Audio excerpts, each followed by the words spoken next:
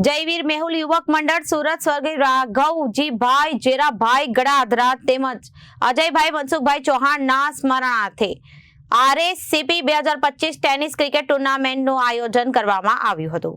સુરતના પર્વત પાટિયા SMC ગ્રાઉન્ડમાં રમાયેલી આ ક્રિકેટ ટુર્નામેન્ટમાં સૌરાષ્ટ્ર તેમજ ગુજરાત હિન્દ બાબર સમાજના યુવાનોની ઘણી બધી ટીમોએ ભાગ લીધો હતો, જેમનું આયોજન બિરજુભાઈ ગઠાધર સુરત તેમજ સમીરભાઈ મકવાણા ગોંડલ દ્વારા કરવામાં આવ્યું હતું, જેનું સંચાલન સુરત બાબર સમાજના પ્રમુખ અરવિંદભાઈ મોરીએ કર્યું હતું।